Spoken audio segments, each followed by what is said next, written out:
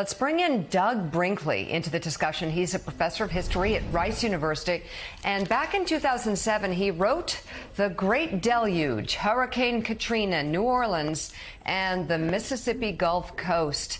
It's great to have you on with this context because I wonder, since you wrote the book, what was learned since Katrina and what was actually put in place due to leadership, because often these things can get mired in so many details that nothing happens. It seems like maybe one storyline could be in how some hospitals fared during this latest hurricane. Well, Florida traditionally does a better job of dealing with hurricanes than Louisiana and Mississippi. When Hurricane Katrina hit, it was really a story of two storms. One was what hit the Mississippi Gulf Coast, and we saw the obliteration of towns like Bay St. Louis and Ocean Springs and Gulfport and Biloxi. And then there was the New Orleans story, which is the city's below sea level. So it was like a saucer. And when the levees breached, the water just poured in. And we had all of those horrific scenes of people on the roofs of their house calling for the National Guard to rescue them. We're not seeing that in Florida right now. What happened was it's more like what happened in the Mississippi Gulf, not New Orleans. The storm just whacking places like Captiva Island and Sanibel and Port Charlotte and Venice Beach and Fort Myers and the rest. It's worth noting, Mika, this is one of the most beautiful parts of the United States. Yeah. In Fort Myers alone, that's where the greats like Thomas Edison and Henry Ford would go to vacation. And Captiva Island has our National Seashell Museum where people from all over the world come. In fact, Anne Morrow Lindbergh wrote a great book about the seashells of Sanibel and Captiva. Theodore Roosevelt used to come there to go bone fishing, and it's a marine paradise, and it's been destroyed. And this is going to take a long time. And really, what I learned from New Orleans is you have about a 48-hour window that we're hitting right now, maybe 72, in which you've got to get to people. There are people in need that must immediately be rescued. Why did people stay? Some people didn't have the money to leave. Some people had a pet and they wouldn't leave the pet.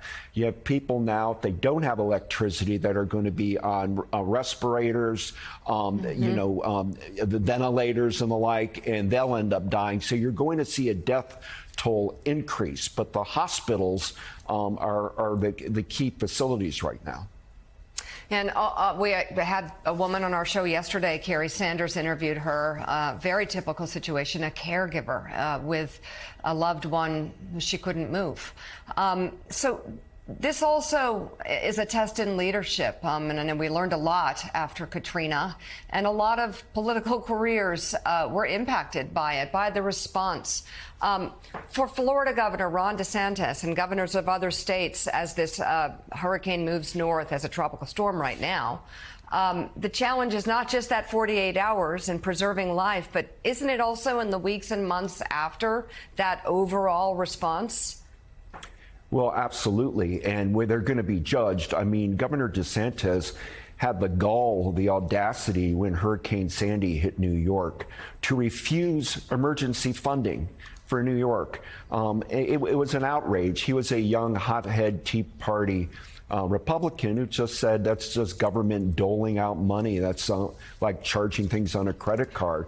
Now, when the storm of a lifetime has hit Florida, he needs the Biden administration, and he's having to abandon his ideology. DeSantis, who has presidential aspirations, is going to be judged on his performance in the coming days. Is he seen as somebody like Mitch Landrieu was as mayor, a lieutenant governor during Katrina? Is he there with the people? Is he working nonstop? Is there a sense of urgency going on there?